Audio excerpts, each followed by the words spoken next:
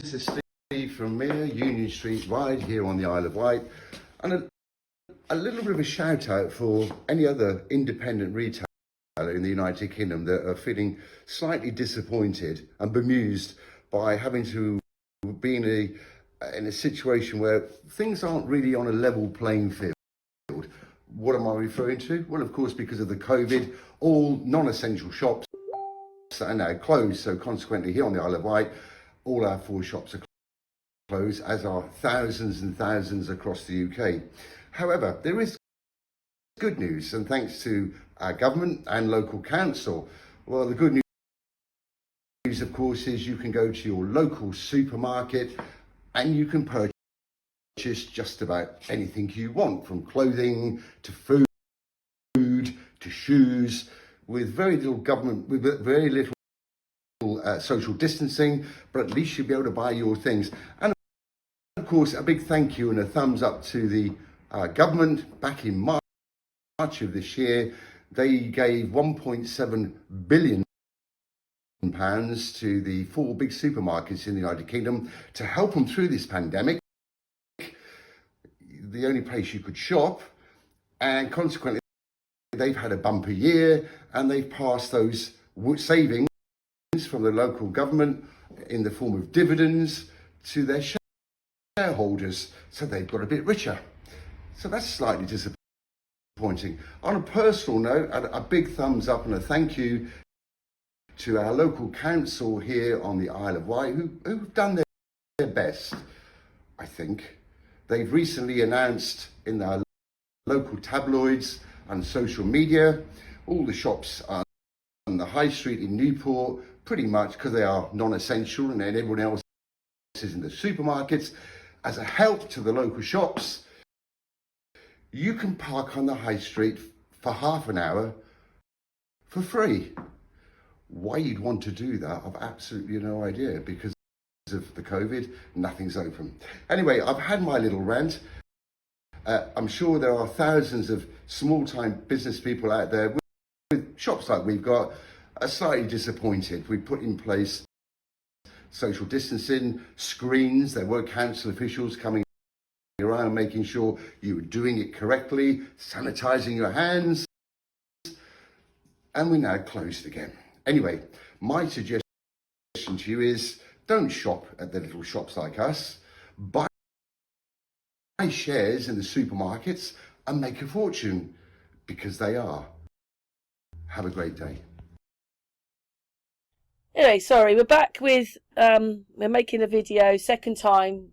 Always have to do things 2 or 3 times, with Gillian and Nigel. Hi guys. Hi.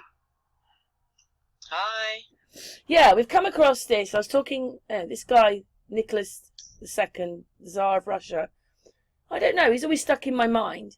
And then I come across these videos where they're saying that actually he was a really good man. That's if you believe it, but he's a really good man, and he was trying to do a lot of reform in Russia. He got rid of the council tax. Can you imagine they had a council tax in the 1800s? So he got rid of that. He did many reforms. He was a very private person with his family and wife. They didn't want to live. They just lived. They loved each other and did things their own way. And yeah, you watched that video, didn't you, Nigel? What do you reckon of that video? Yeah, I certainly did. What do I reckon of that video? Well, there was a part in the video where they were talking about Nicholas II and the King of England being, you know, close cousins, and you couldn't tell them apart. Yeah. Well, that's because it's the same dude. It really is that simple. And as we discussed in a previous podcast, Tarshish, which is connected to Tartaria, was the British Isles. So I'm of the opinion that Nicholas II was the King of England, and he was basically the last Tsar of Tartaria. And even though he was murdered and all his family were murdered and he was painted to be the bad guy, I think he was actually trying to not necessarily keep Tartaria together, but do everything that he could to prevent the overthrow of Tartaria. Yeah, that's what I reckon. I put down it was Queen Victoria was the last Tartarian, But now, watching those videos, the Tsar of Russia was the last Tartarian, and they've painted it all wrong for their story, their history. Yeah.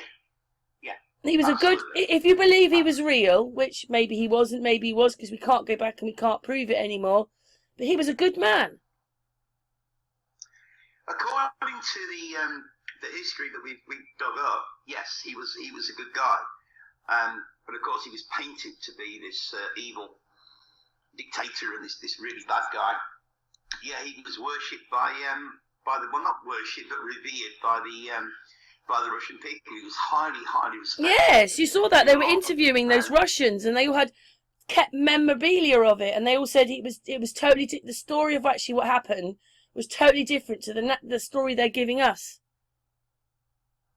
Yeah, but we can say that we're learning that about everything, aren't we? You know, everything to do with history has been completely reversed. It's been flipped on its head. So, you know, what the good guys, the good guys were the bad guys, and the bad guys were the good guys. It's all been flipped. But yeah, you know, I watched that video and I see exactly what you're seeing. Yeah. Yeah, so he was actually really, really important. So he was the King of England. Obviously, he didn't manage to fulfill whatever it was because we didn't carry on the way he wanted. I don't understand why he became the King of England and why they had to lie.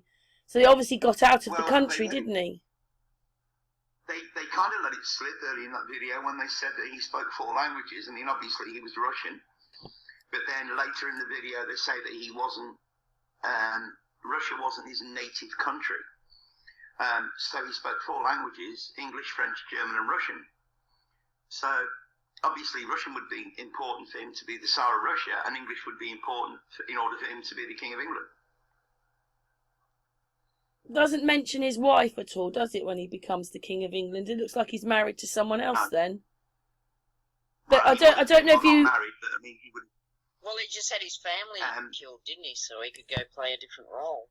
Maybe. Oh yeah, they killed everybody was killed off, weren't they? Just throwing that one out there. Yeah, well done on that, yeah. But also, they say in the videos his wife wasn't very well. Yeah, but isn't that convenient that they kind of killed them all? Very, very convenient. Yeah. Or at least they told us they killed them all. It's so convenient, isn't it, that they all perished? There's nobody left to tell this tale, or nobody left to correct the narrative, the BS narrative. Very convenient.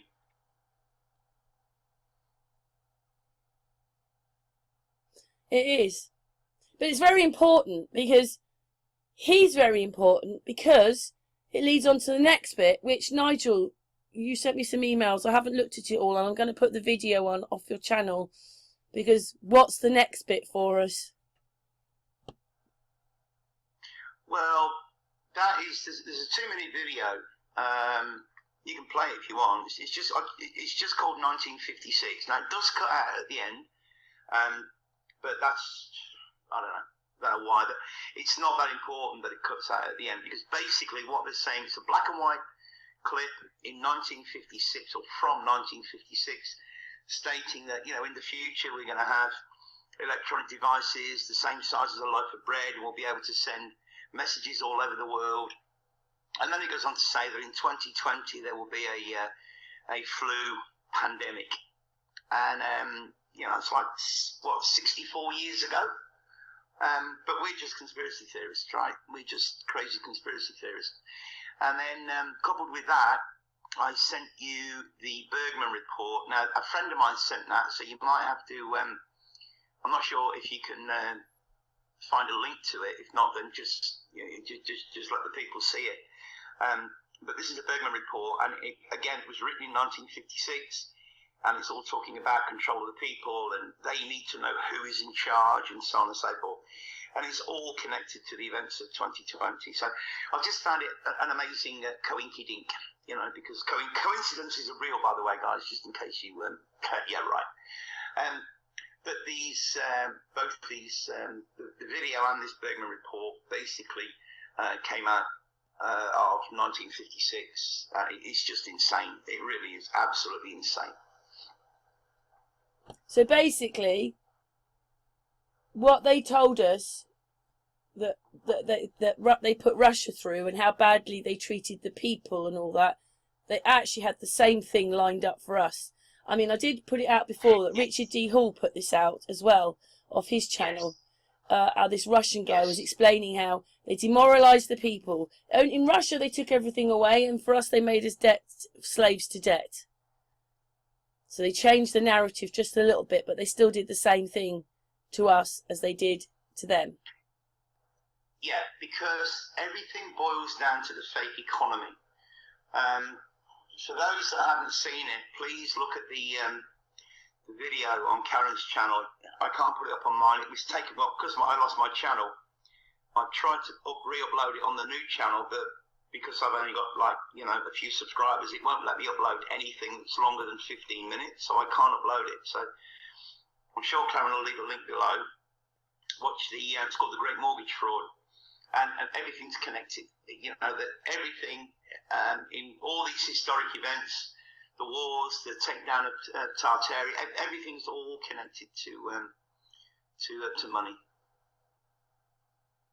Q Bono. So basically, it's nothing to do with it's not really to do with the Lyras. The Lyras is the cover-up to bring in communism.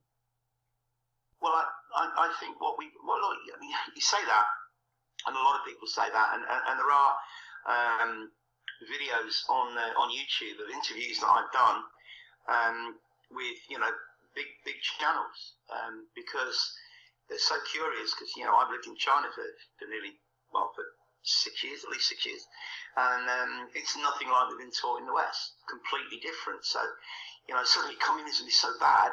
Yeah, I don't see it. I don't see it at all. So again, it all comes down to belief. It all comes down to indoctrination. It all comes down to what we're taught. And in all these interviews, I have actually mentioned a guy that I used to work with for a short time, and he spent 13 years teaching English in Russia, and he loved every minute of it. So, this communism is so bad. It's all down to perception. I don't see it. I don't see it at all. What's your thoughts, Gillian?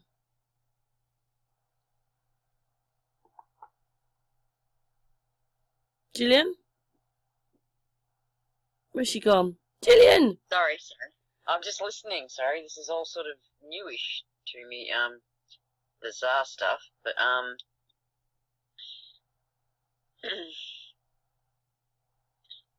yeah, well, we know it's all, yeah, far out.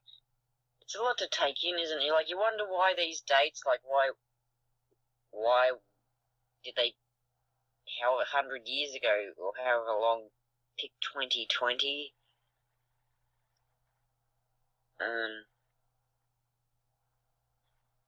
Has it got to do with astrology and the energy of the things around the place? Or is it a contract?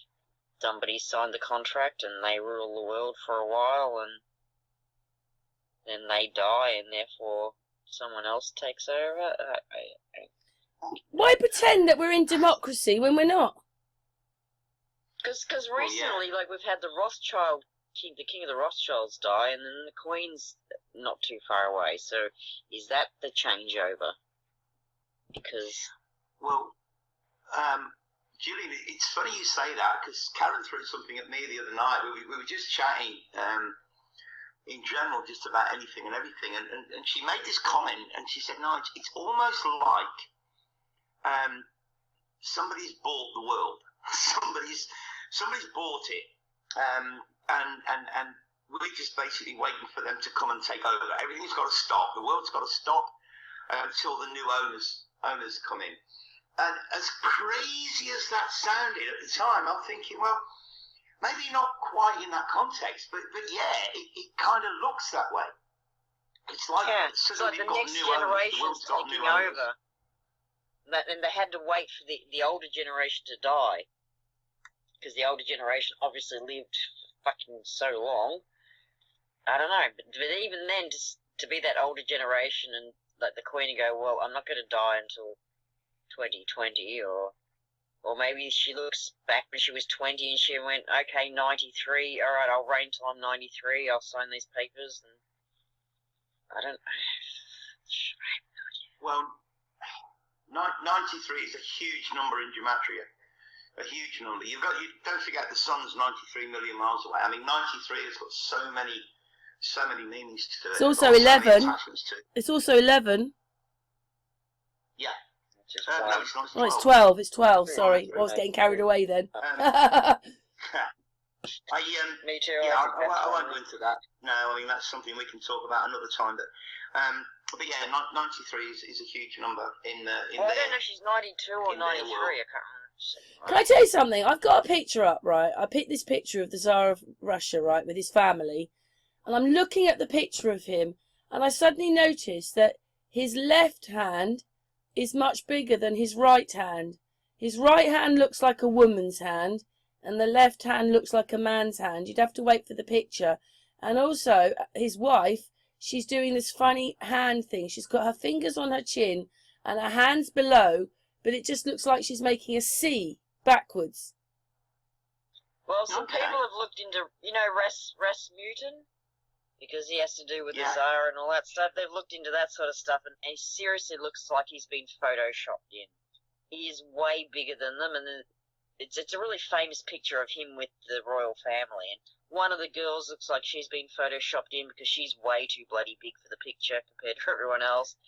Are they even real? I'm not joking about his hands. He's got one female hand and one male hand. That picture's not real. Oh, yeah. Oh, my God, you can see it's not real. Like, this isn't real. How his shirt goes around her. This is not a real picture. And I'm not joking. All the women look like men. Yes, it's very that family photo. They're very sus. Yes. You can see that he's been superimposed in. He's got the wrong hands. But I found this in the Watts case. I found this on lots of cases. When I looked at the hands, one of the hands was always bigger than the other hand. What the hell's that about?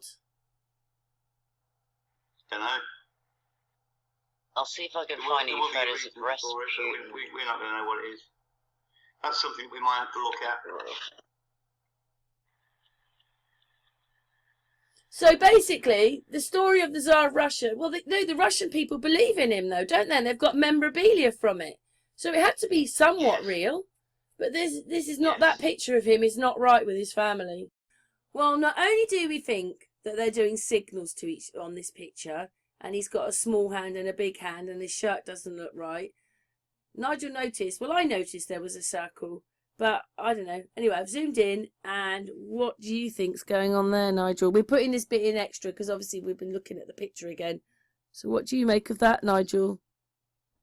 Well, I'm looking at the picture now, and what I'm seeing is that his left knee is higher than the right knee. You can blatantly see that circle. That's a wooden leg. That is a wooden leg.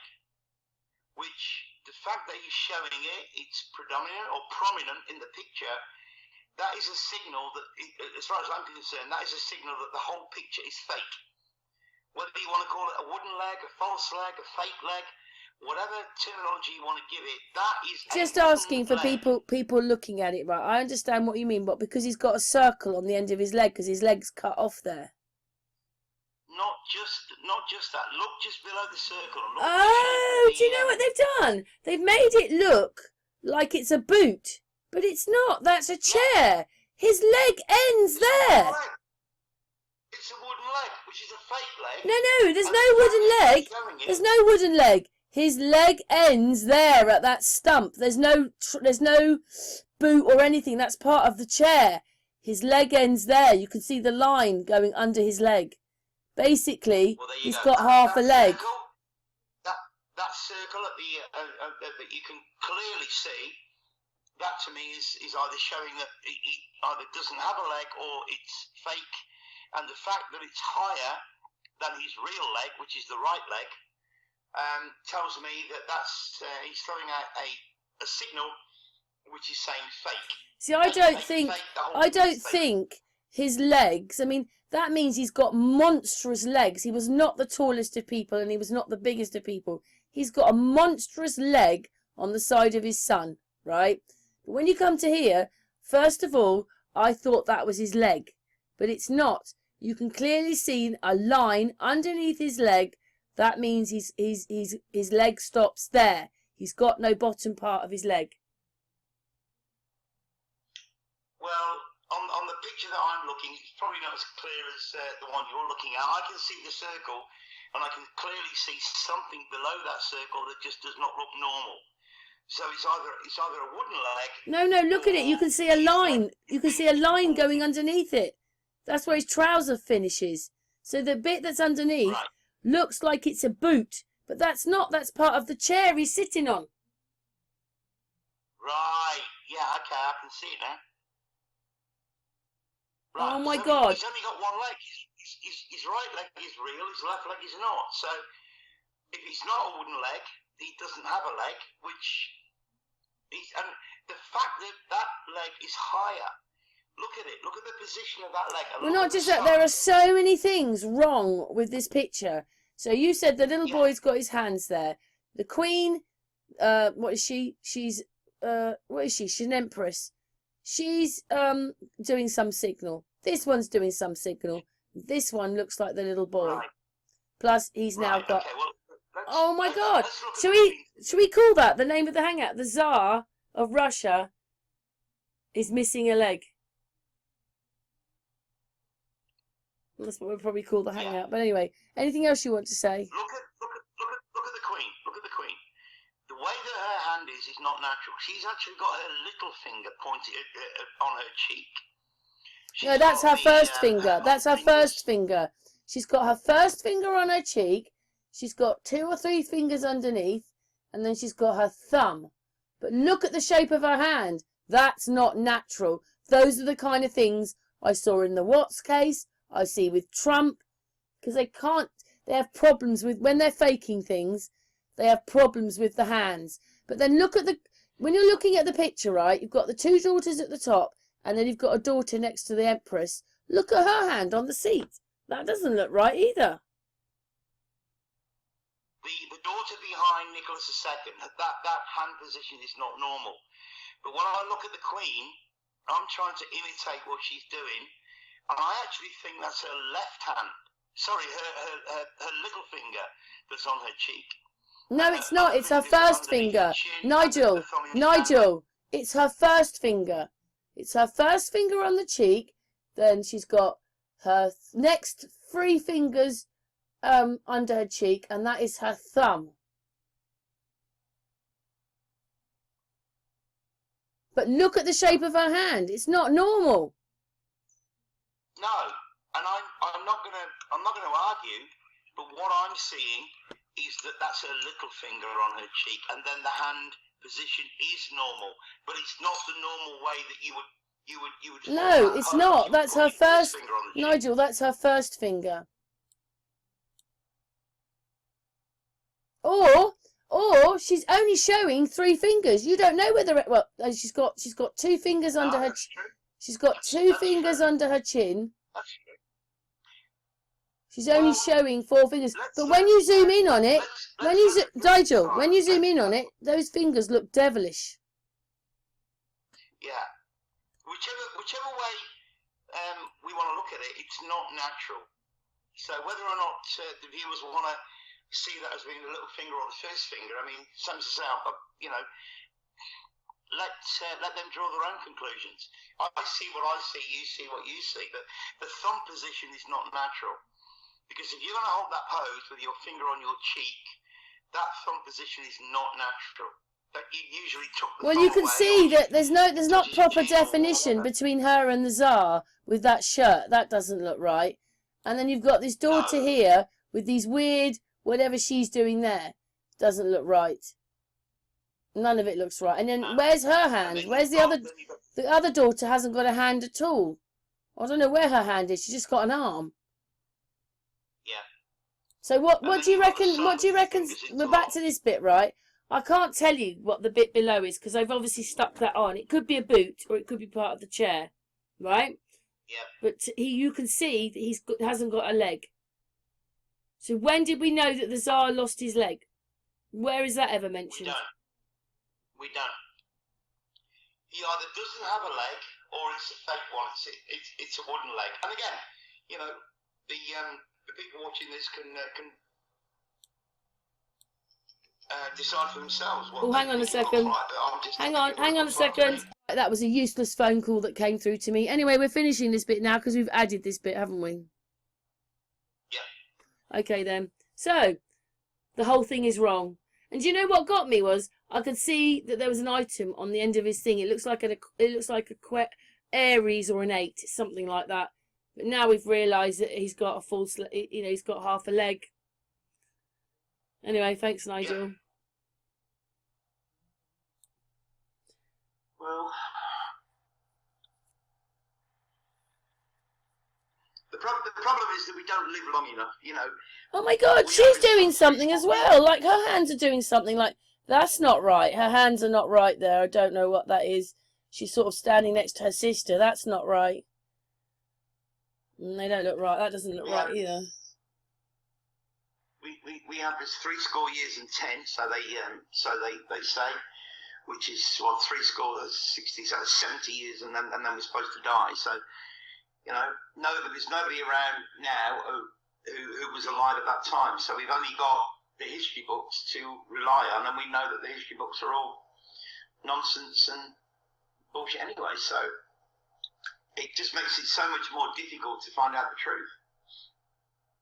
But then that means that he's playing the game then, because his whole family get murdered, and then he comes to England and he's the King of England. And it was the one thing I noticed, if I've ever made any videos where he's in it, and I might have put them more on Unscrambled than on Sun and Moon, so it might have been the Unscrambled channel that saw them much more than Sun and Moon. But I just felt like he was exactly the same as the King of England. Where the whole his family won't have been for me killed. was He was the the fact King of that England. His family won't have he wasn't been tried and executed. He you know, they sent this secret squad in and they murdered him and the whole family. Did they? Did they? Or did they just, you know, move them out and tell everybody that they've been murdered?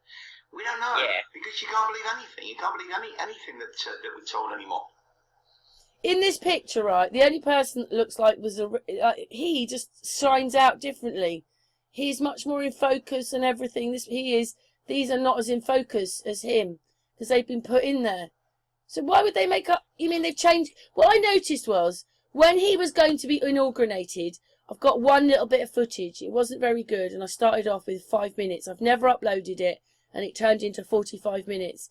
And you have to be really into looking at what you're looking at, and you have to get into the blurs and everything like that. But you can see that there's animals there. It's almost as if it's a circus.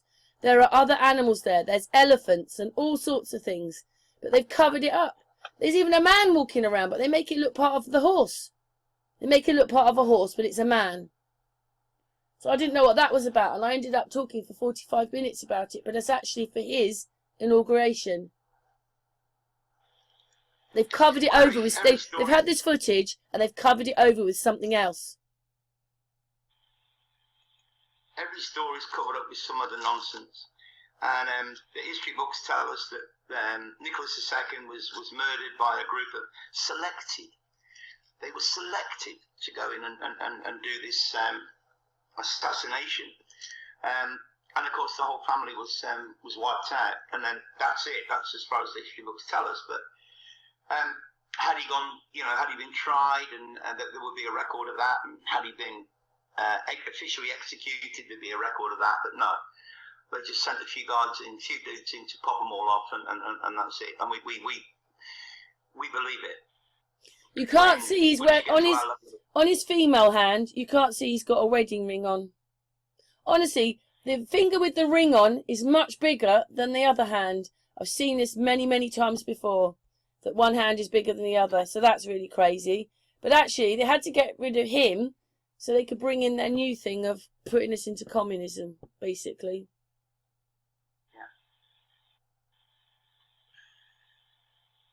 Yeah, but we don't know what it was before. I mean, was it a democracy? I mean, what the hell is a democracy?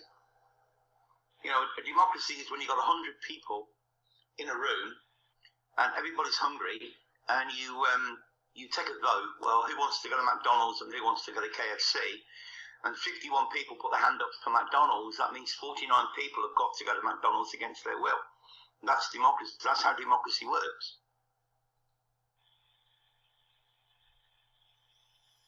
So we're fighting for something that's not good anyway. Well, basically, they're forced into doing something that they don't want to do because a little bit over 50% of the voters want to do the opposite of what the 49% want to do. So then the 49% have got to go along with the 51% because that is quote-unquote democracy, and that's how democracy works. But when you actually look at it, it's nonsense. It's nothing but bullshit. But in a sense, we have gone into this, whatever it is. I mean, most people call it the New World Order, but, you know, like, there's many programs. They're called Crime Watch Daily. There's all the news. There's everything telling us that we're barbaric people, that we're always killing everybody off, and that we, you know, whatever, that kind of thing. But ultimately, when they put us into the Lyras, we shut up shop overnight. Everybody shut up without one soldier, without one police officer. So we can't be this violent, nasty society. We're a peaceful set of people. Well, let me throw my tummy what's in there. Let me tell you what I see. What I see is the Lyras was created decades ago. The Lyras was implemented in 2020 in order to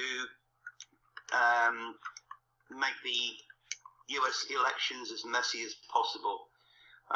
You know, you can't go out, you've got to social distance, therefore you can't go and vote, you've got to mail-in ballots, and, you know, the whole boot and dice. And then the election that's going on, and the nonsense that's going on right now, is another distraction for whatever else is coming. So people are either looking at the Lyras, or they're looking at the election. So they've either the Lyras or the election has got their attention. They're not focusing on anything else. So they're basically free to bring in the third, whatever it's going to be. But something else is going to happen. You mark my words. I've got no idea what it is. I don't pretend to know what it is. I can't even speculate on what it is. But I know from experience that we've now got two distractions going on. One is the Lyras, which, you know, if people haven't woken up now to realise that it's all nonsense, then they never will. And then, of course, you've got the elections in the US. So we've got two big distractions going on right now. So everybody's looking the other way. And the oncoming train can come and nobody's going to see it.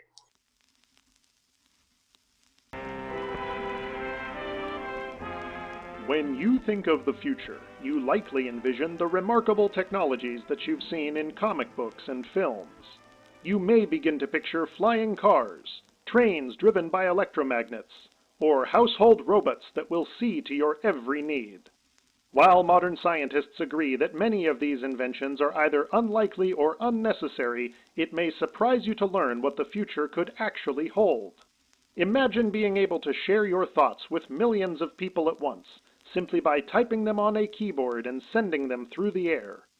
Think of what life will be like when all of the many fixtures of an office, including a typewriter and an entire Rolodex, can fit within a device smaller than a loaf of bread. Consider the vacation plans you could make when a single trip on an aeroplane is all that's needed to visit anywhere on Earth.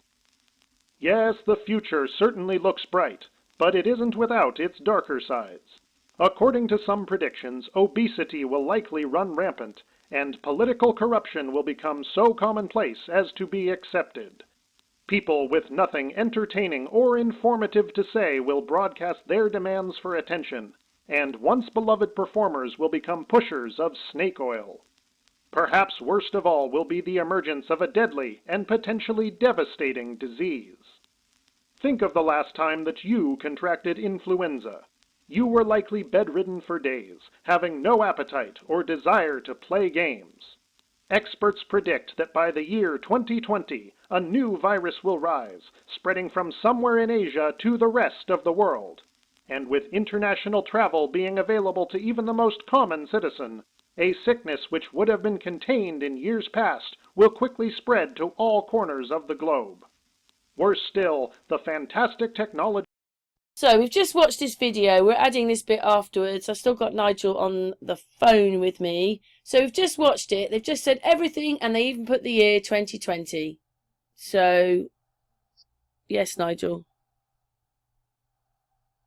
Well, that was the bit that jumped out and struck me when I saw it. They actually stated 2020, and we all know, or many of us in our generation, we all know that 2020 has been something that's been indoctrinated into us since we were very young. 2020 vision, hindsight, and all this, that, and the other. So it's always been there, but nobody's ever paid any attention. And I'm sure that even back in 1956, when people saw that video, they'd be going, yeah, whatever. We don't believe it. Yeah, it's all pie in the sky. And yet nobody even considered for a minute that the whole thing... Even the Lyra starting in Asia's in there. How would they know that? Oh, yes, we've got a virus starting in Asia. How would they know that? Well, because it's all scripted. But we don't know if these videos have been made and then they put 1956 on it, but they were made 5 years ago. You don't know, do you? Well, that's always possible. I mean, who knows if that was made and then inserted into our history? But you've got to look at the old cliche in English, which says, "I'll believe it when I see it." And back in 1956, if that's when it was made, then nobody would have believed it. But those people who were around in 1956 are now seeing it, so that old cliche comes into play. I believe it when I see it, and shit, now I'm seeing it. But to me, it just shows once again that everything is scripted, everything is planned well in advance, decades in advance. And if you look at that meeting, the minutes from that meeting that I sent you, and how that all connects as well, and that just happened to also be in 1956. I mean, is that a permanent number? 5 and 6 is 11, but 9 and 1 is 10. 10, 11. Still got a 1 in it. 1, 1.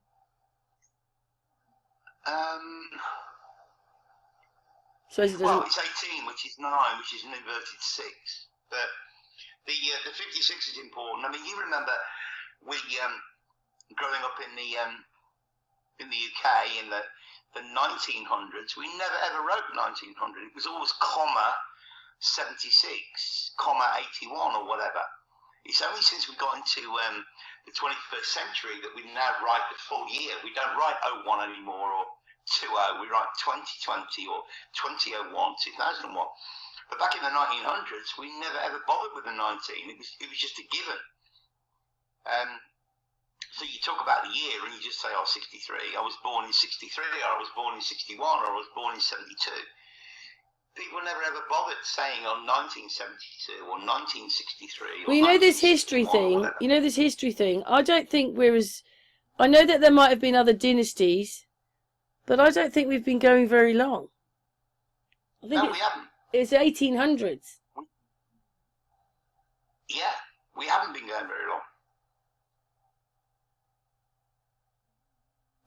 Anyway, your last thoughts for this video then, because obviously I've got to add it. We've been going for another 3.5, 4 minutes. So, last words? Well, again, it just adds, and as I say, I've got no way of confirming that this is a genuine 1956 clip.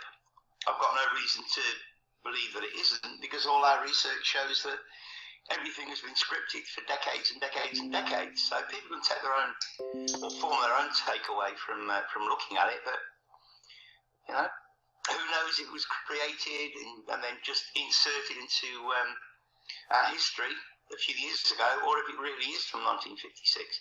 Who knows? But it's a bit strange to find it all in this video that's dated 1956. Yeah, when you look at that document from that meeting that also allegedly comes from 1956, which directly relates to the Lyras, it's crazy. Anyway, I'm inserting this into our hangout, so thanks a lot for that, Nigel, but thanks a lot for having the video. Well, you know what it's about, don't you? They're going to carry this on to 2024. Claudio's talked about that. Other people have talked about that. They're going to try and carry it to 2024. And that is because that becomes the new norm, and then people forget that 5 years, 10 years before we were in a different system. They kind of forget overnight. This is the norm now. And then that doctor, out of that video that was deleted, that YouTube gave me a warning for, they said we don't want the new normal, and we don't want even the old normal, because that created the new normal that we don't want. I heard from a reliable source yesterday that the latest figures are there are more than 100,000, let's just say, professionals in the industry of stopping people from getting sick. I'm trying to be careful with my verbiage here. I think people listening to this know what I mean. So there's over 100,000 people in the industry that focuses on wellness. This is all over the world, who are all basically coming out and saying that the virus is exactly what we've all known it to be from the beginning. So the plan is to push this narrative until 2024. But the wheels are falling off. The wheels have been falling off for months, and I just don't see it happening. I don't see them being able to maintain it until, for the next sort of 4 years. So I really don't, because people cannot be that stupid. They can't be that stupid. What they've done now, the official narrative is nobody's talking about people dying anymore. It's all about cases. There's 11 million cases worldwide, and if you I haven't spoken to you about this yet, Karen, but I've got PPTs that I made back in January of this year, exposing the number 11, the 56, the 65, and it's followed the narrative all the way through, right from the beginning. And just yesterday they were saying there's 11 million people worldwide, 11 million cases worldwide. So this narrative within the numbers, the numerology, the gematria, whatever you want to call it, has basically been there since day one. Now, not a lot of people will get that. I get it because that's what I'm into. But it is so blatantly, it couldn't be any more blatant. But it's all nonsense. So if people are not getting it now, then they never will. They never will. And I feel sorry for those people. I really do. Just looking at this picture of him and his family, one of his daughters looks just like the son. Maybe it is the son in drag, who knows? So it gave them like an extra child, which they didn't have. She looks just like him. He had 5 kids. He had 5 kids, right, with his wife, who doesn't look that effeminate anyway. So, look, Karen, who knows? Who knows? All these narratives, all these stories, they're just stories. They're just fairy tales. I think there's more truth in Aesop's fables than there is in the official. Wives' tales are real. After all that, wives' tales are real. After all that, there's more truth in them than there is in our story. Oh yeah, absolutely. That's an old wives' tale. Yeah, right. Okay. No, that is genuine information that's been passed down through generations of what are called old wives' tales, myths and legends and all this, that and the other. They've all got a basis in reality. I mean, if you go and watch the movie, I forget what year it was, it's not that old, it's called Jack the Giant Killer. And it's essentially based on the old Jack and the Beanstalk story. But if you actually watch the movie, it'll blow your mind blown, because it's full of truth drops. Oh, is that where it's a kind of comedy, and it's got loads of stars in it, and they're riding around in the forest and all that. Is that one? No, never mind. I'll keep my mouth shut. Gillian, just asking you then, just changing the subject then, as I got that one wrong.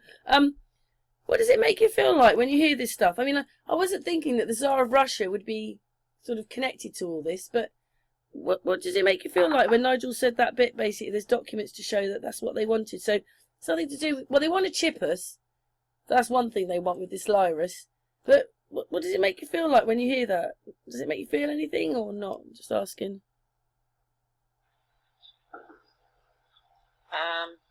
Well, I've known about all this stuff, but it pisses me off. Sorry, I shouldn't say that. Yeah, naughty girl. No swearing on my hangouts. I'm still looking at the Romanov family. What the hell they are? I'm just scrolling through photos of them myself now because you guys are talking about it.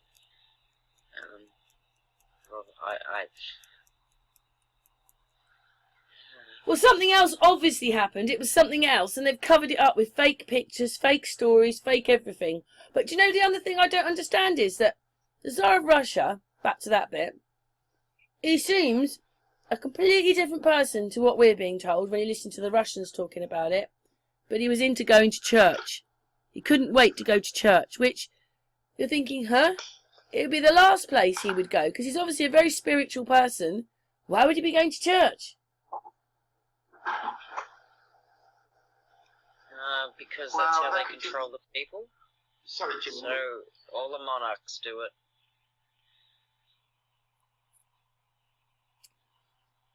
I know it's a little bit different, the Russian Orthodox, isn't it? It's a little bit different than, say, the Christians. Well, it is Christian, but it's a little bit different to our churches. You remember, like, the bad guy, good guy thing? There's no good guys. They're both sides are bad. And before the churches came along, men respected women and women were different. Churches come in, men don't respect women. Yeah. I mean, that's the end result of churches, is they don't respect women. Men rule now. That's because Eve ate the apple. There's a reason for that. We talked about it. She sinned and tempted man. Because they lie and don't tell you about Lilith. And they tell you Eve is the first woman and she's not. But anyway, that's a different topic. Well, Nigel, I think, feels a bit differently about that, but it looks like Lilith was his first wife, then he marries Eve, and then you said they got chucked out of the Garden of Eden because they were bad people. So they haven't even told us the truth about that.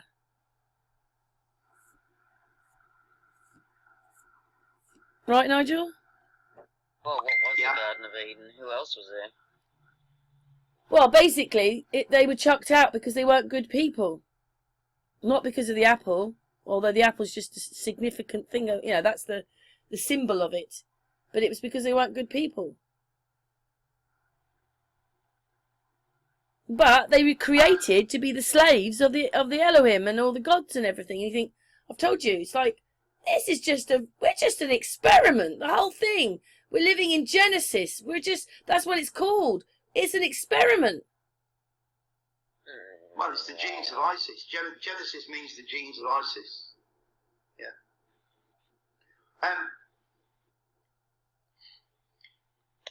But yeah, I mean, look, we could go down that rabbit hole, but I mean, if you want to go down there, I'll take you down there very quickly. But we've been going for. I mean, I'll probably put this out as a hangout. And what I'll do is, I want to add a little video that came up on Facebook that this bloke's talking about being, like shops being shut. I thought that was quite relevant. And then I am going to, obviously, we probably have listened to it on the video, your video, Nigel, so that makes it a little bit longer. But we're at 31 minutes. Obviously, we'll look into this a bit more, won't we? I mean, the last thing we want is... I just don't think whatever it is they've got for us, none of us want it, whatever it is. The ones that have woken up don't want it.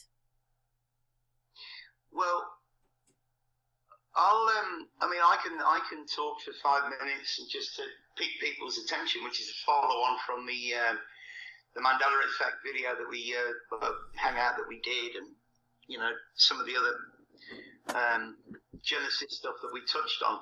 The problem that I've got, and we'll go into this in more detail at another time. We'll see what people want to understand. But when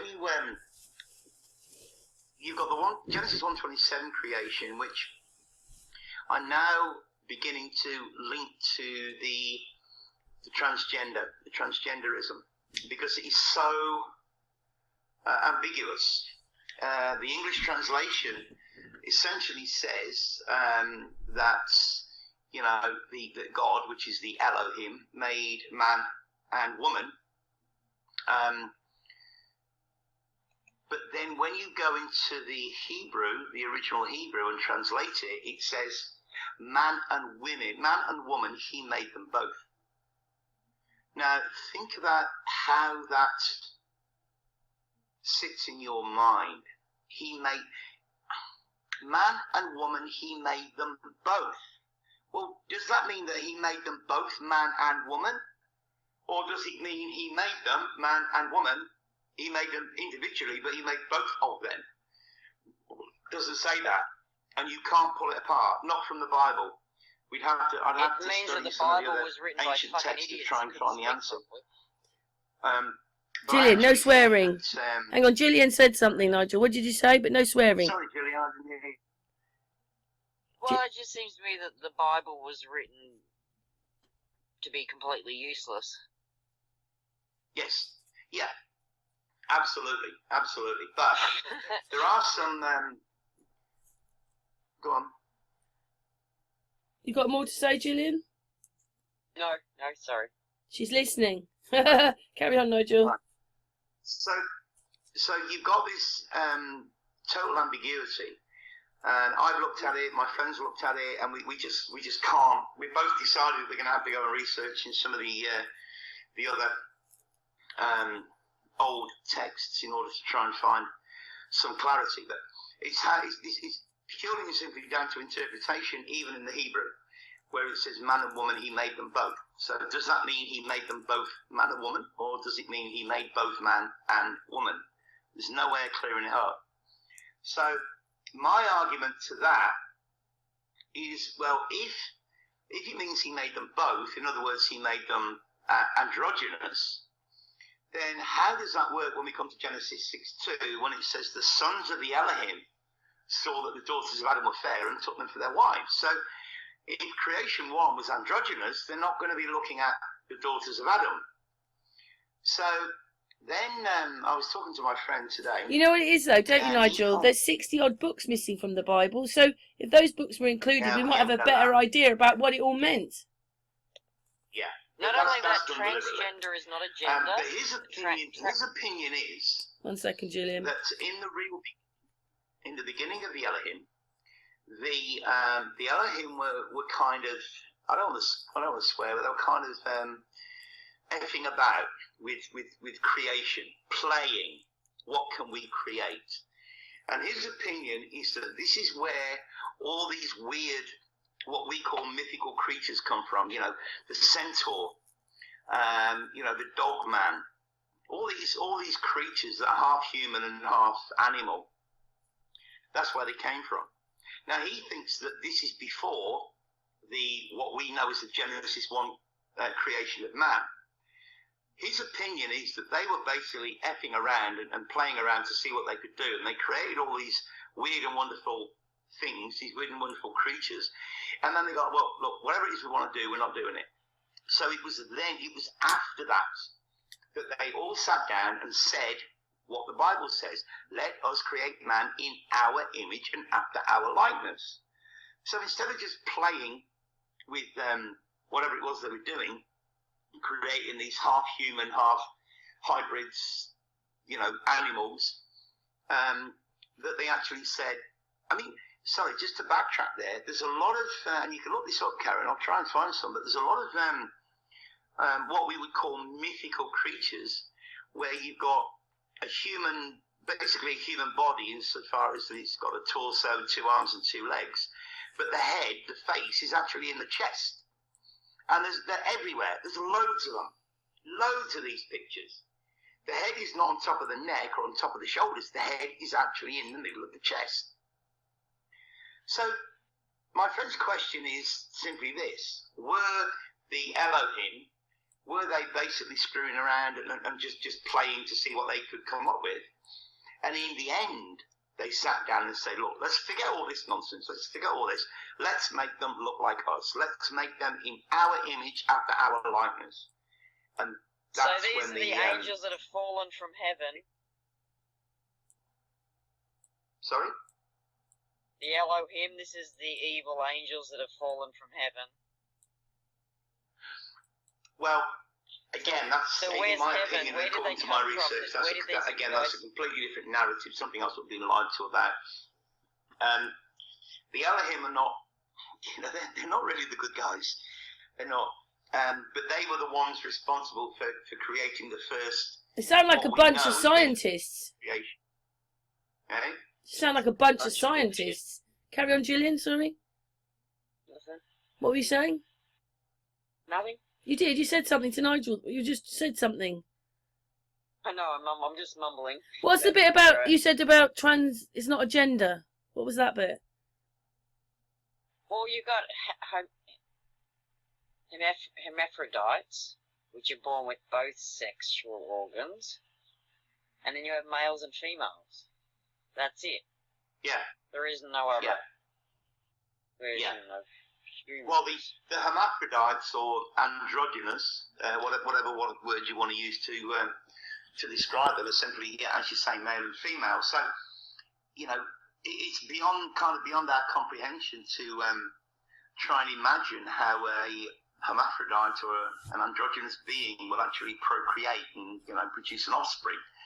Not really. We have hermaphrodites. Be able to get their head around. But we have. We have hermaphrodites today, and they have offspring. So. Well, is a hermaphrodite and an androgynous being, are they one and the same? I mean, if you've got if you've got both male and female genitalia, it brings a whole new context to the phrase "go and F yourself." Well, I don't know if they can, if both organs work. Wait a minute. She's saying, Nigel, hang on. Carry on, Gillian. I don't know if both organs work or if neither organs work when you're born. That I have not looked into it. I don't know. I don't know if they can reproduce or not reproduce. I don't know. Right. I know that nowadays their parents like them to pick the doctors like the parents to pick a sex while the baby's young. Isn't that what happens with the one after? So we've got, oh God, I can't, Edward. Then Edward the Fifth. That's what the Tsar was. The one after him, and then he abdicated because he loved Wallace. Wasn't she one of those? They reckon that she might have been two sexes.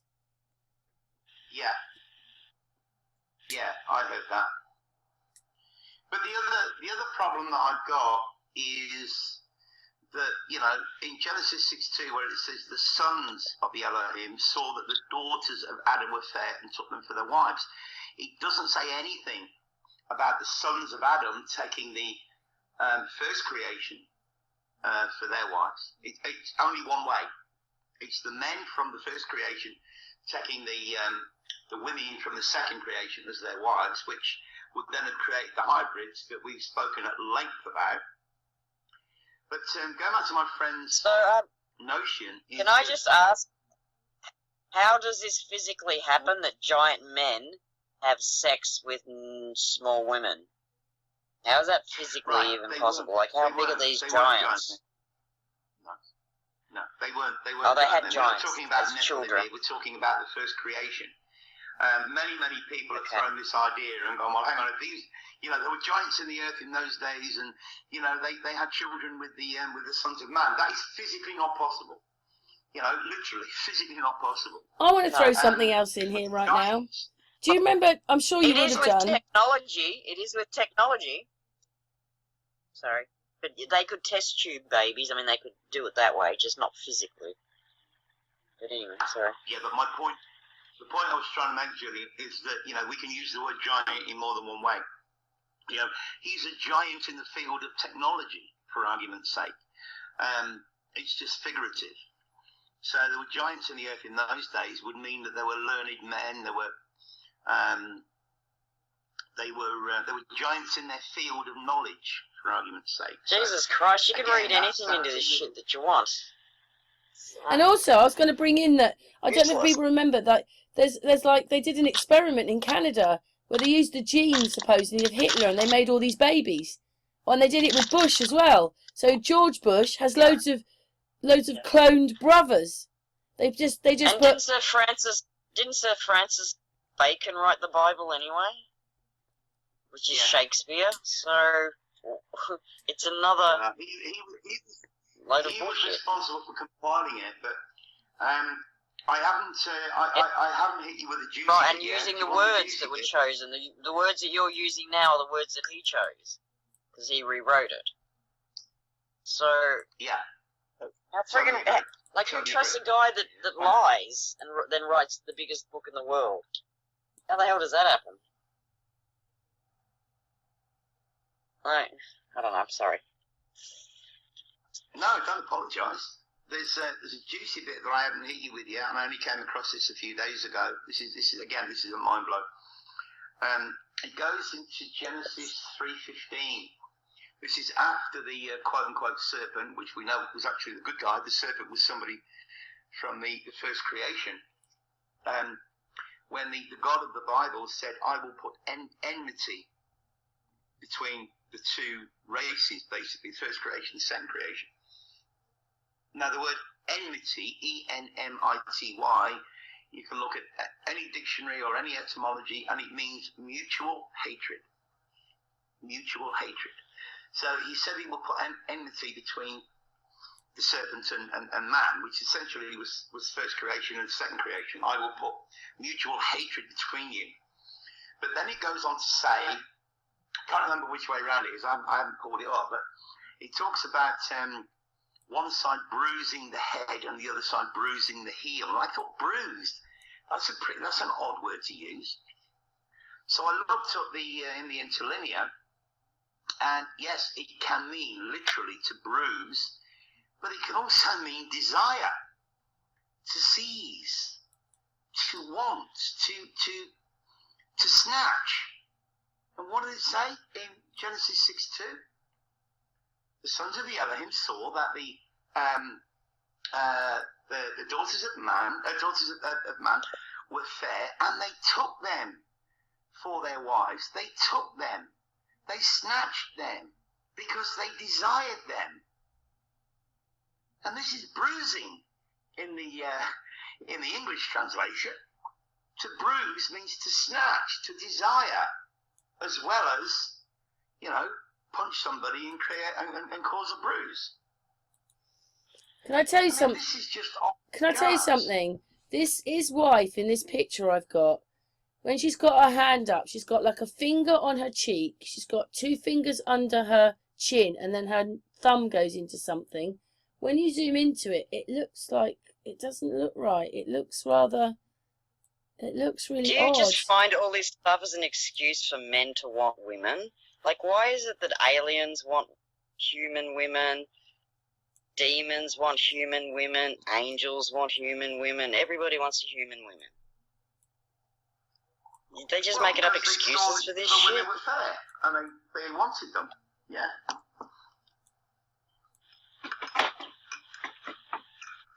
But then you see, like Karen said earlier, the fairer sex, women, they've essentially been downtrodden for so long. They've had to fight for everything, fight for the vote, fight to so they told us in the workplace, and so on and so forth. Sorry, Karen? Well, we don't know how much that's true, whether the suffragettes were real and all that. You just don't know anymore. I know we've got stories and people can go back to it, but like for instance, what it is they've been making camps right now, but they've forgotten about the Second World War. They said they would never do it again, but they're doing it now. Yeah, and that Bible's a repeat story, made up of other stories that shouldn't even be put together in that in the context that it's put together. So it's telling a completely wrong story. I don't know why anyone uses it as a reference for anything. Absolutely, I agree. I don't like the Bible. I've never ever followed the Bible. Never. No. I mean, it's got some good stuff in it. It's nothing wrong with Ten Commandments and all that. In the way that most people do. I look at it and try and find out what they're telling us, because they've always got to tell us what they're doing. But there's a lot of other researchers as well as me that have come up with the same conclusion as to why women have been downtrodden or subverted, or whatever word you want to use, for so many years. And it's quite simply that these idiots they put themselves so much, or hold their esteem so much higher than women, because quite frankly, a man can fertilize a woman right up until the end of his life, whereas women can't have babies after a certain age. So in their warped minds, that makes man better than woman, because they can actually father a child in their 80s or their 90s.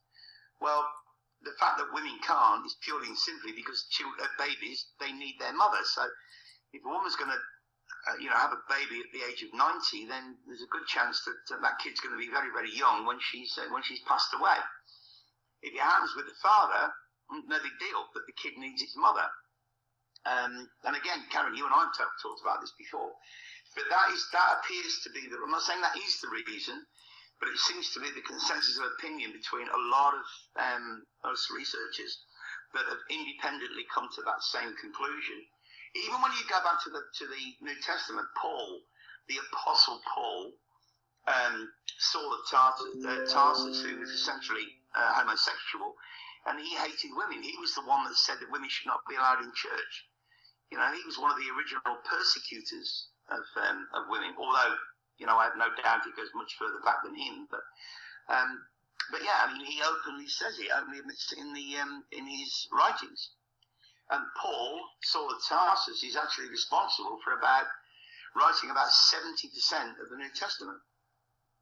Mm. No, see, I think that's a poor excuse of the ruling elite.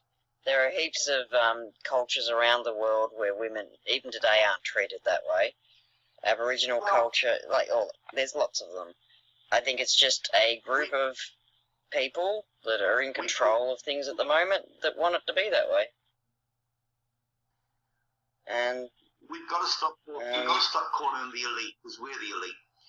The prefix on elite is el, and el actually means God, right? If you think of the word Elohim, starts with the el. The archangel. Well, the Michael, people with all the money and all the possessions and all the power, begins with el. they're a bunch of psychopaths. Elite. Do you know something? I'm really convinced though that there is something. The Tsar has got one hand that looks like a woman's hand and one hand that looks like a man's hand. And I've seen this loads of times before. I don't know what it means. I saw it in the Watts case. I've seen it. You can see it with Trump. His hand has got one big hand and one small hand. I don't know what it means. All right. Well, that's another rabbit hole that we're going to have to investigate and go down. But just going back to what Gillian mentioned about the elite, we shouldn't call them the elite because they're not better than us. They just think they are. But again, you see, that connects to another little rabbit hole that I'll just touch on now, just to whet people's appetite. But when we were talking about the great mortgage fraud, and how everything in this realm relates to the God of the Old Testament, Yahweh, Yah, E-A. If you think about E-A, would be pronounced Yah. Well, Hebrew is written from right to left, so E-A gives you A-E. And if you look at the vowels in the English language, they're A-E-I-O-U. So that would become God, A-E, God, I-O-U, Y. And when people say, oh, that's stupid, well, can we just look at what they're called? In English, they're called vowels, vowels. A vow is a promise. El is God. So a vowel is essentially a promise to God. And the vowels are A-E, I-O-U, Y. God, I-O-U, Y. It's all there in front of our noses. People just don't get it. They don't realise it. I wrote about that in my first book, about the vowels and what it all means. So again, it's all connected, but we just have to make the connections. And sometimes they're not easy. There will be a reason why one hand is smaller than the other hand, but it's not something that I've come across. But I have loads of times. If you look at Trump, you'll see that one of his hands is bigger than the other hand. And in this picture here, his wife's hand is as big as one of his hands. Her hand is as big as the man's hand, but he's got a smaller hand. The Tsar's got one small hand.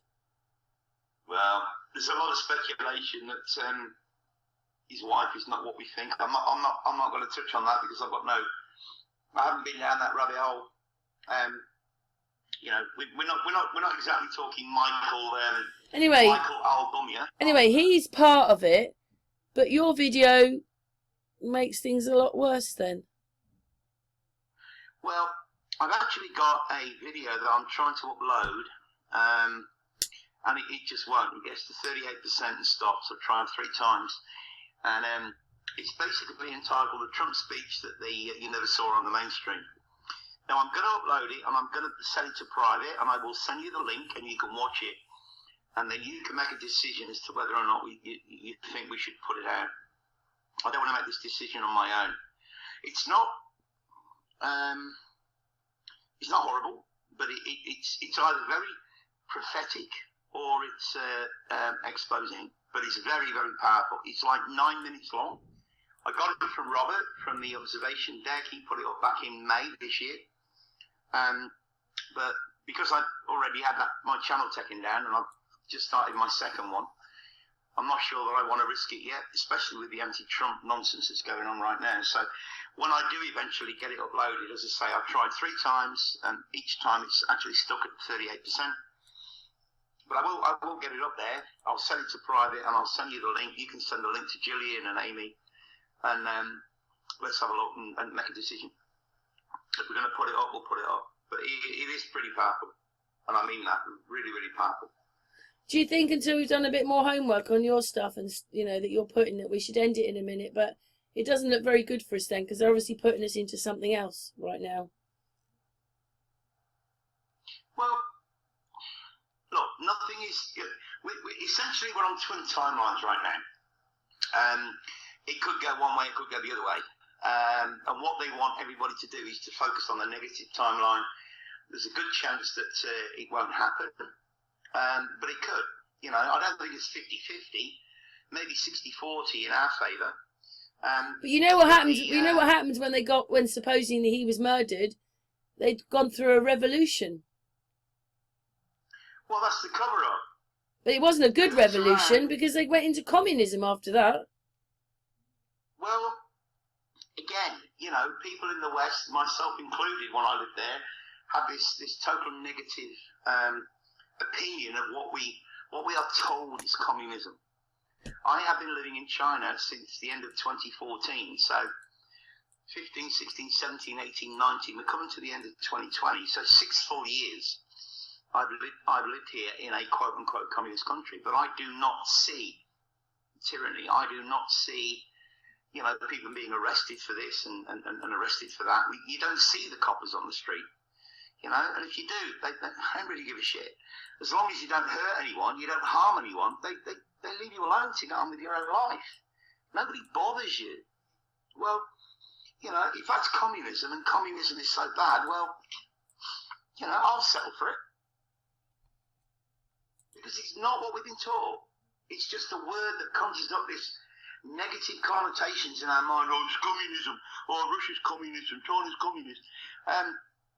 You know, and people are indoctrinated into the West to believe that China and Russia are the best. But why push us into such a materialistic democracy to actually just only want communism? Because if they said that, people would freak out because they don't understand what communism is. Communism's a one-party So basically, state. they're basically right now, they're actually mind controlling the people over to communism without telling them that's what they're doing.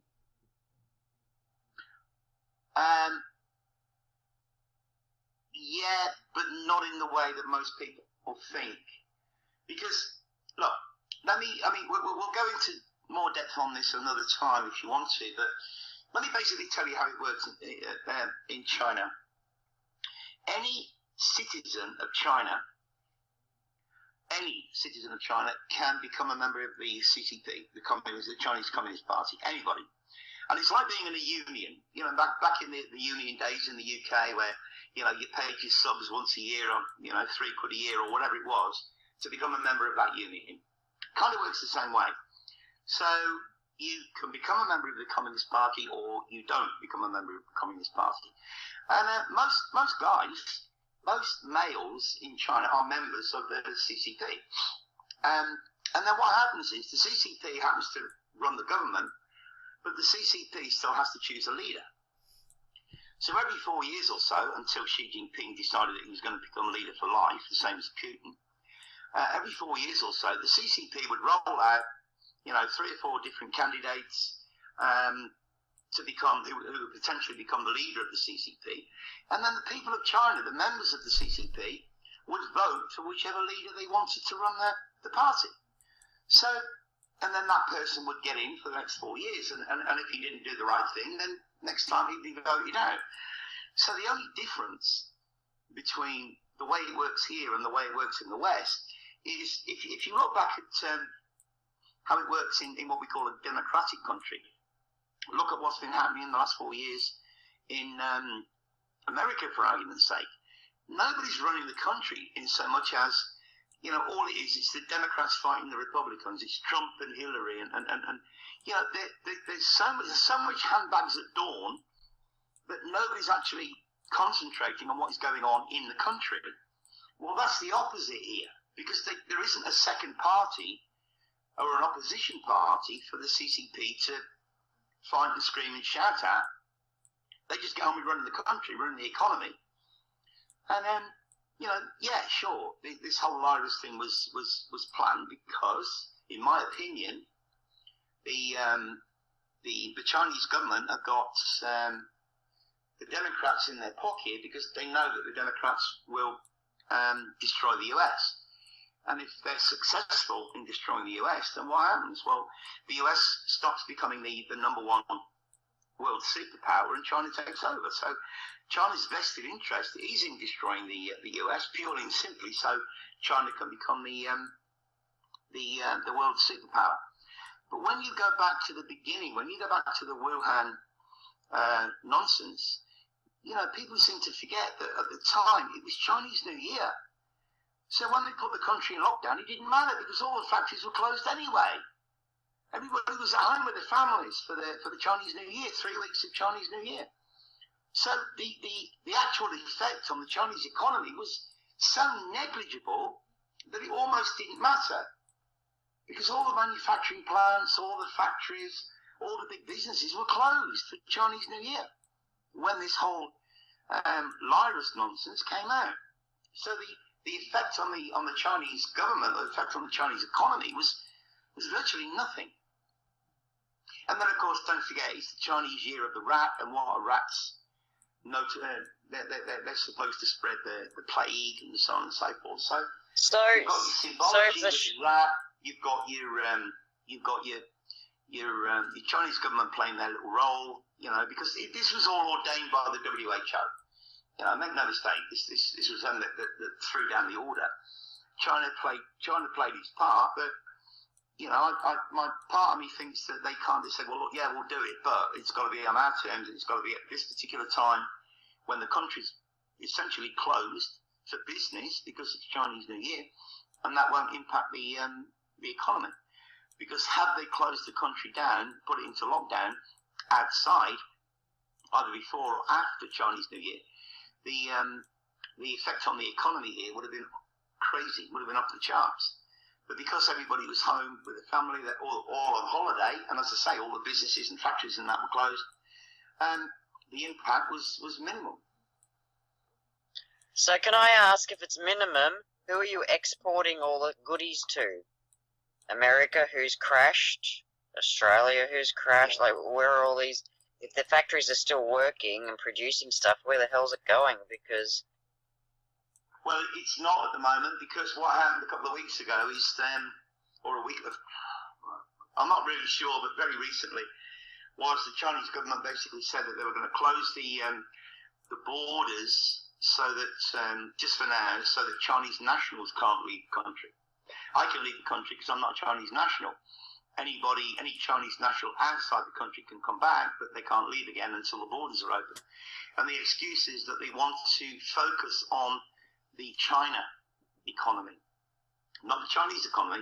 They want to focus on the China economy, the internal economy, rather than exports. yeah, I see all the ships on the world maps of ships. They're still, China's still receiving a lot of a lot of ore from Australia, so that's still going.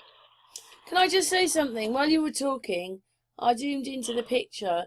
It's all full of, like, it looks like it could be, because it's the pixels of the picture, because I've zoomed in so much, it looks like Egyptian hieroglyphs everywhere. Also, most of their right eyes are not real. They've been blanked out. Their right eyes are not right in this picture. So we've got one big hand, one small hand. We've got symbols, like at least a few of them are doing symbols. And their right eyes aren't right. Just one picture I picked. Just wanted a picture because that's how we started the conversation.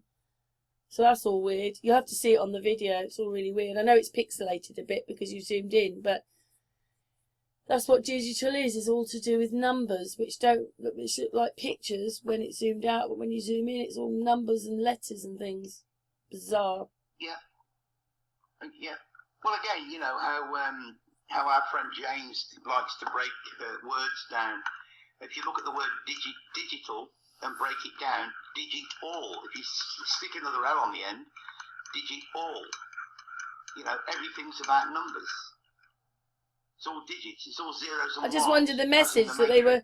I just wondered the message that they really meant with this picture, because there's definitely this girl or whatever she is. She's doing a signal and her hands look really weird at the back.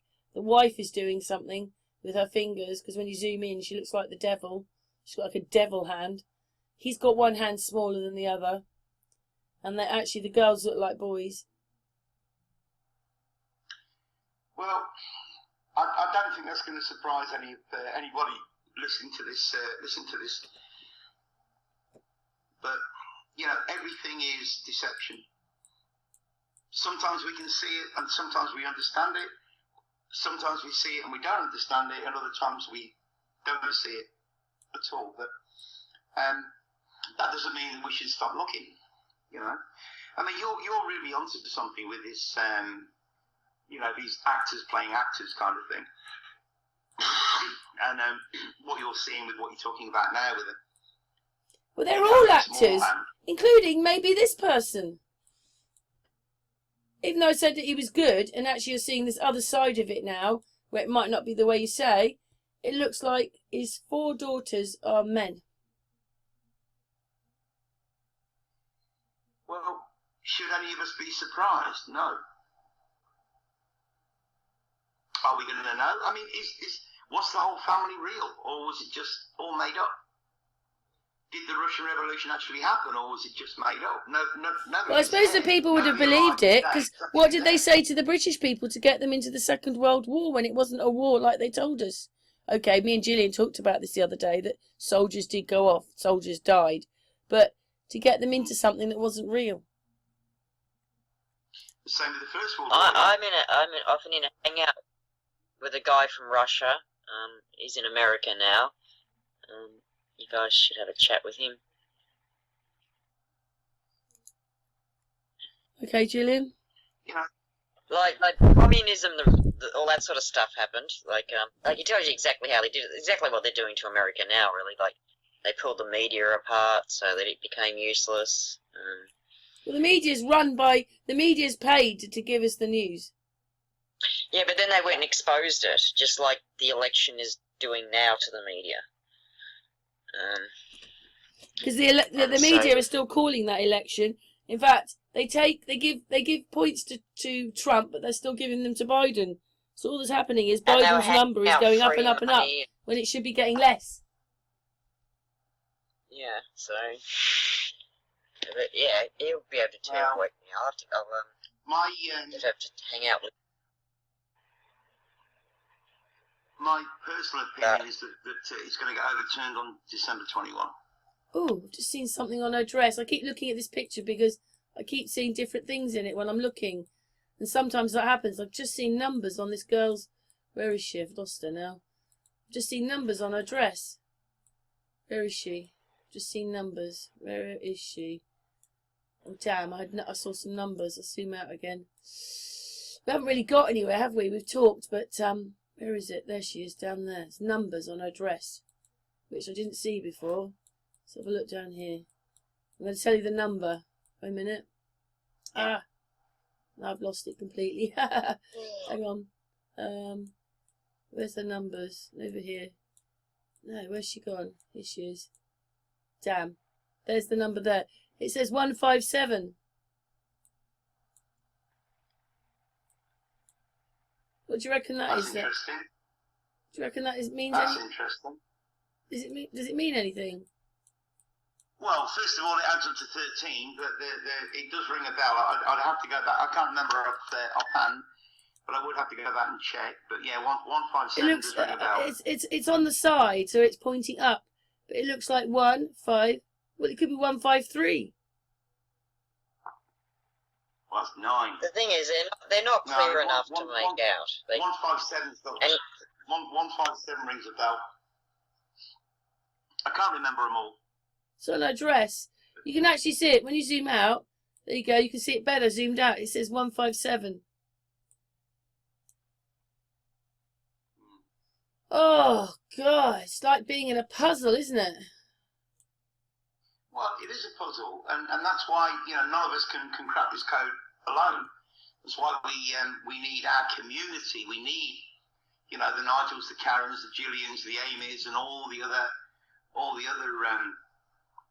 guys that are in on this with us. We all need to do our little bit and try and join the dots, crack it all together, but crack it by ourselves, rather. Should we finish this one, because obviously we need to do some more homework, but I don't like the bit about yours. You're a bit well, you're not worried, are you? You put your videos out to show people. Yeah, I've just got to once I can get this Trump one uploaded, I'll put it on private, and then if I'm comfortable enough, I'll flick it over to public. But I've got to get it up first, because, as I say, I've tried 3 times. It stops at 38% each time. So maybe it's the time of day, maybe it's the traffic, maybe I don't know, but I'll try it again. I will get it up, and once I've got it, I'll flick you the private link, and you can watch it, and then we'll have a chat about it and tell me what you think. And you can send it to Gillian, send it to Amy, let them have a look as well. And we'll take it from there. I mean, I really do want to put it up. I really do, because it is so powerful. And it does go back to his speech in 2016. This is not a recent one. But it does go back to his pre-election speech in 2016. But he is so powerful. And he's just laying it all out. He's essentially laying it all on the line. Exactly what is going on behind the scenes. Exactly what we are up against. And it's pretty amazing. It's not very long. It's only probably 5 or 6 minutes long, but it's pretty cool. It sounds good. Eye-opening, to say the least. Gillian, do you want to say anything before we go? No, I'm nearly falling asleep. It's after midnight here. Oh, well, thank you for sitting in on this, because obviously me and Gillian were talking, and then Nigel rang me up, and then we've been talking ever since about this. Nigel, do you want to say anything else? All I want to say is thank you, Gillian, for staying with us until midnight, and thank you, Karen, for putting it all together. But as you say, we've pretty much gone around the houses. We've talked about many different, or touched on many different topics, but they are all connected. Even though it might sound that sound like we're bouncing a ball off various walls and looking at different things, but everything's connected. This whole thing is connected. Everything we spoke about for the last hour or so is connected. I never thought that the Tsar of Russia was going to be connected to what we're talking about, though. But it's almost like Russia all over again over here. Well, it's all connected. It all goes back to Tartaria. British Isles was part of Tartaria. Russia was part of Tartaria. 90% of China was part of Tartaria. America was part of Tartaria. Egypt was part of Tartaria. It's all connected. The whole thing is just mind-blowing and mind-boggling. And trying to connect it all in some kind of cohesive way that people can get their head around and understand. It's just so difficult. So difficult. Like your friend Gary said, he had all these ideas spinning around in his head. And when you listen to our podcast about the Mandela effect, he said that suddenly all these pieces came falling into place, and you can see the big picture. So maybe sometimes touching on various topics and various subjects as we're doing a podcast might actually benefit somebody. You know, when you were talking earlier about those cities where you walk in and there's the statues of the animals that are half human, half something else, or half this and half that. And then I learned about all these underground cities, abandoned underground cities apparently. And then I learned about all the military underground bases and the machinery that they have. And then, so I started to think, well, okay, well, odds are that these old civilizations under the ground are probably military bunkers like they are today. And then with all those statues, I mean, that's what you would put out the front of a factory to advertise the kind of things that you could build or create. So it would, you know, almost like a catalogue as you walked in the door of all your accomplishments.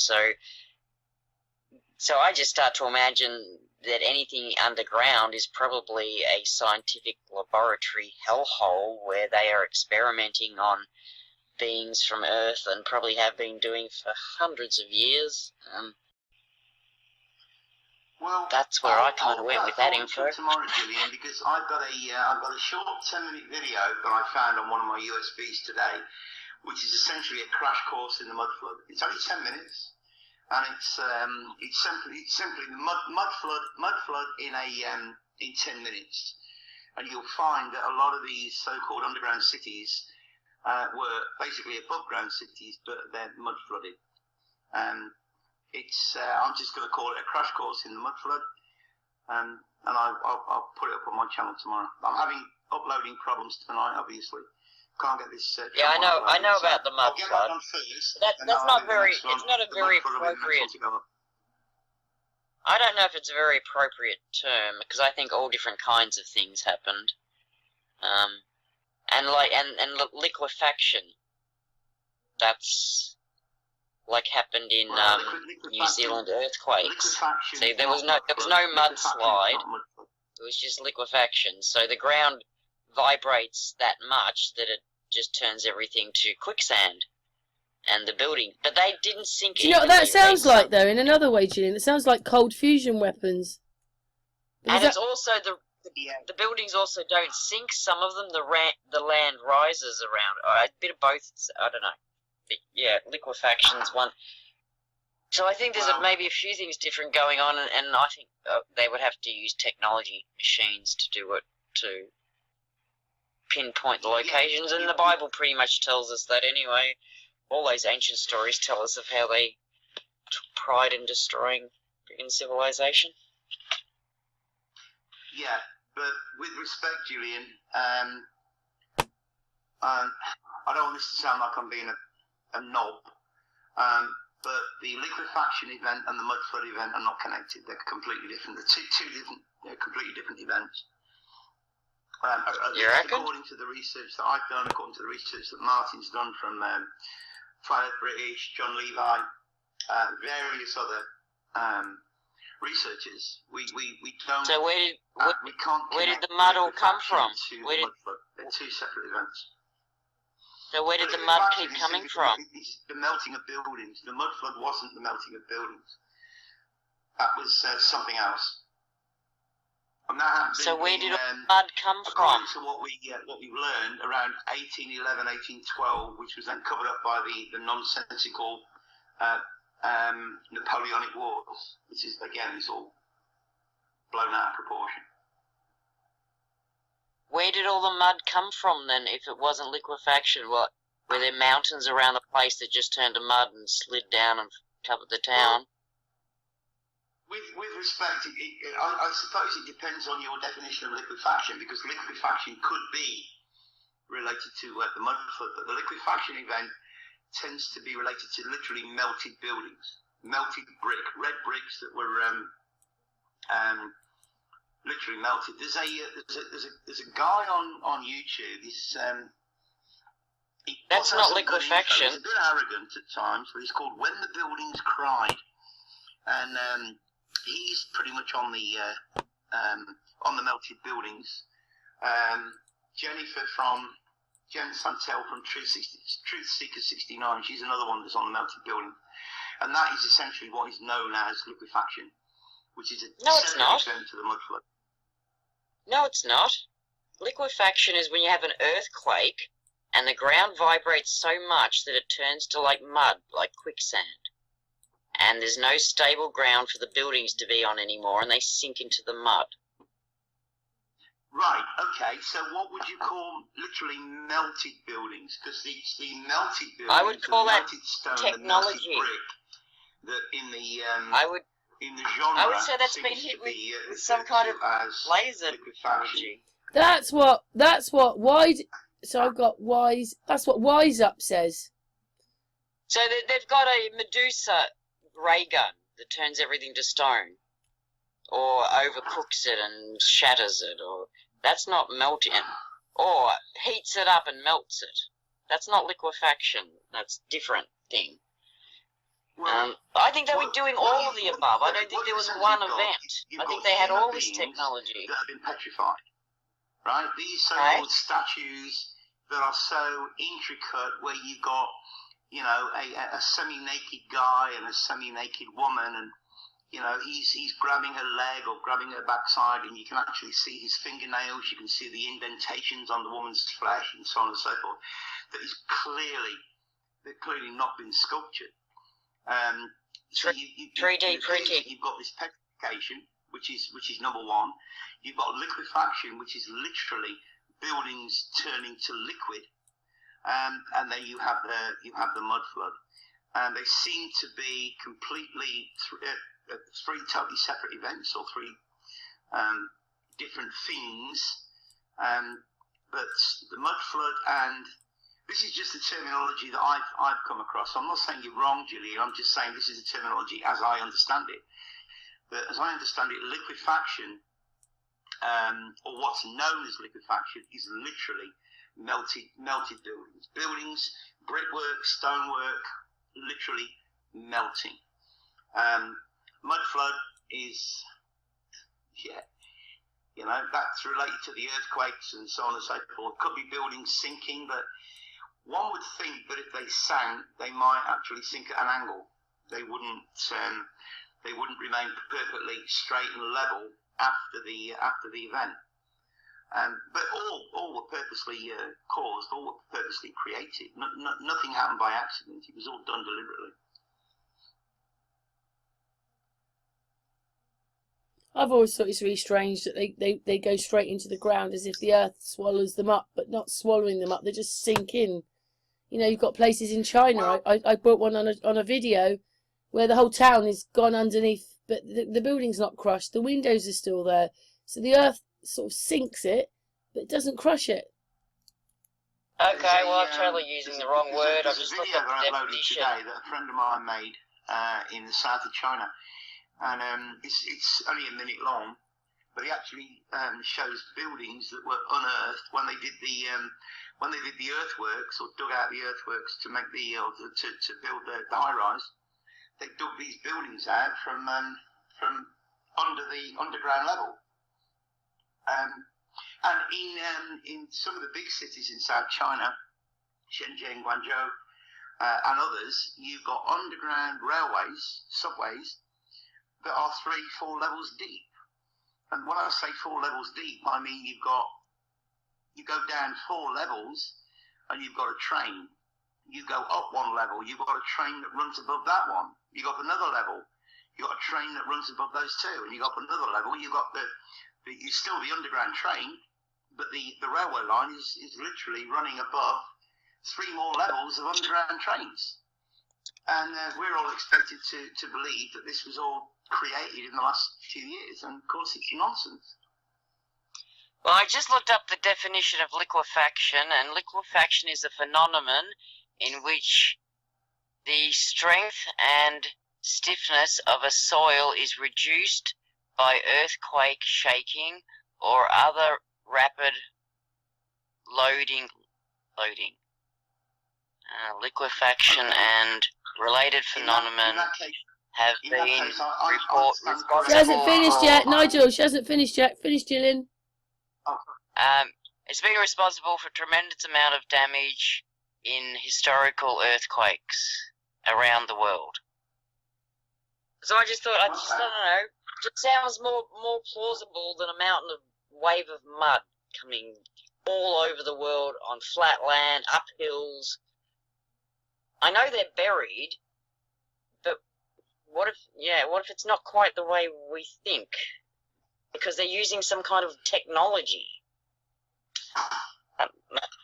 That's all. Which probably comes from Antarctica. Well, it's probably in these tunnels underground. I don't know, in all these caves and laboratories I don't know. But I know I've heard a few people say to me it can't be liquefaction, and it's just okay. But I don't know. I keep throwing it out there. Sorry, it probably doesn't belong, but. Can I say something else as well before Nigel comes in, before he talks? When I look at the Tsar's wife, right, there's a flower or something on the front. If I zoom in, it doesn't work, but it says something like 18, and maybe 80. There's a number on her dress. Oh my God, it's the meaning of life. They've written the meaning of life in numerical code on a dress. I'm being sarcastic and you're not laughing. Sorry. What I'm saying is, you only know when you actually look and study these photographs that this photograph's something very wrong with it, and there's numbers on it. It's just part of the, I don't know. In a way, you could believe he's a good man, and then in another way, why are all the photographs fake? Well, the other thing is, I'm pretty sure when you blow up your own photos, I don't see numbers in them. I just see random pixel colours. Not on their stuff, there's not. Nancy Pileski had numbers on her throat. But anyway, we're going to finish now. We've been going for 1 hour and 25 minutes. Is there anything else you want to say, Gillian? No, that's it. Sorry. Well, I was going to say that clearly Julian's looked up the meaning of liquefaction, and clearly it relates to the mud flood rather than the liquefaction or the melting of buildings. So I guess people are going to have to change their terminology. Because, as I say, according to my research and according to what other people have said, when they talk about liquefaction, they're kind of referring to the melting of buildings, which, Gillian, you've just demonstrated that that's not true. It's more like liquefaction relates to the mud flood rather than the melted buildings. So people are going to have to come up with another word. I don't know if they have a word for that. To refer to the melted buildings. But I think it's even when the buildings cried. Now, he does a lot of work on melted buildings. A lot of work. That's what Wise Up does. Wise Up's like, the rocks have got like rust in them. There's no way they could, unless they were buildings and they've melted. Well, the rust turns out to be red brick. It's all red brick, melted red brick. It's not rust, it's red brick. But he refers to this as being liquefaction. The actual melting of the bricks, the melting of the buildings, which is obviously under tremendous heat. Must have been some kind of plasma. What the hell are we living in? Nothing is real. Everything is fake. No. And then they're trying to do something. Do you know what? I'll tell you what. Gillian said something to me, which I found really important the other day, when she said the sky is like a brain. And of course, they're harping us, and they're changing the weather. And it was there to affect the weather and to change our minds, to do things to our minds. So I thought that was quite crazy. So I just wanted to put that in there. If the sky is a brain. I totally agree. But the ether. The point I was trying to make was Julian's just cleared up that liquefaction means, or is more closely related to the mud flood. So obviously this guy, when the buildings cry, is going to have to change his terminology. He's got to come up with another word because it's clearly not liquefaction. But so thank you for that, Julian. I appreciate that. That's okay. I'm trying to find a word that means melted stone, and I don't know. What are we living in?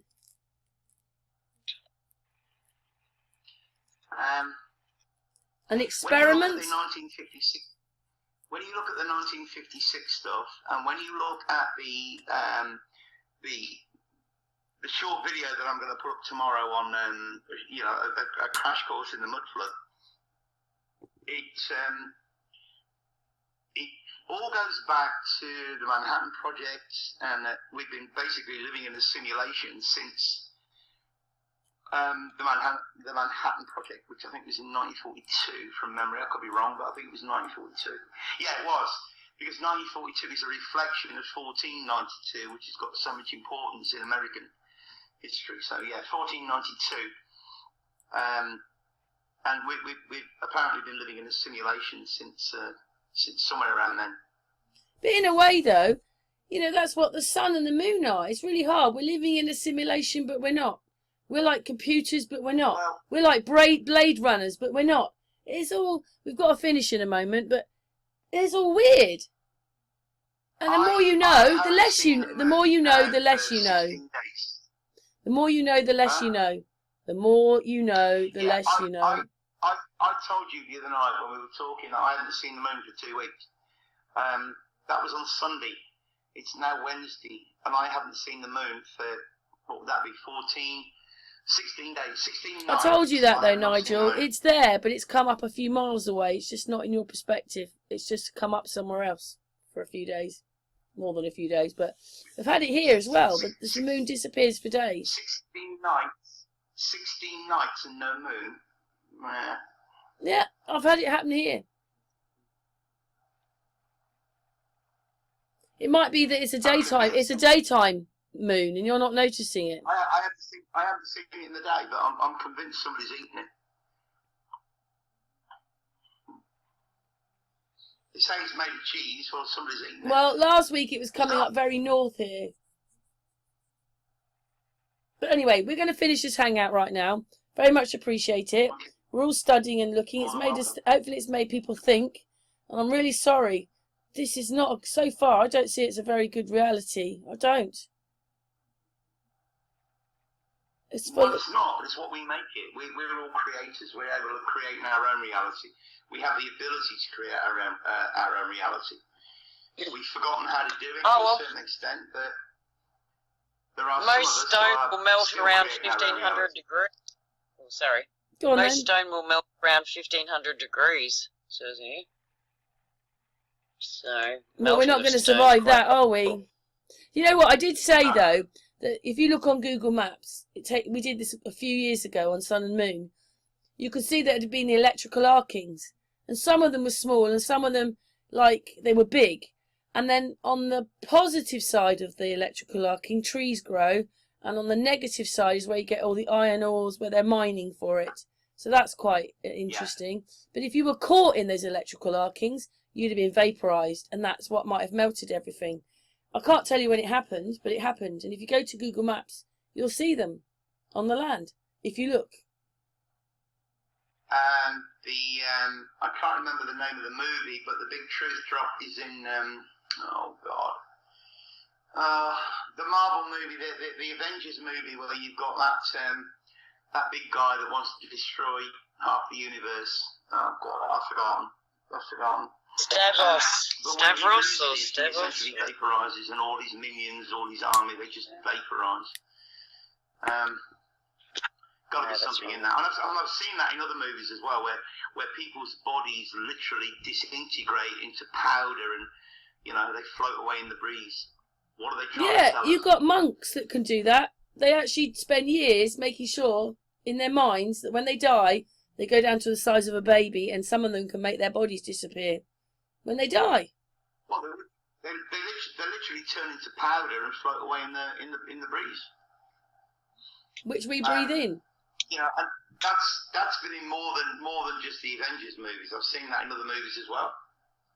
Not that I can recall right now. Oh, we're just living in this really, really weird reality. But anyway, we've got to finish because we could go on forever.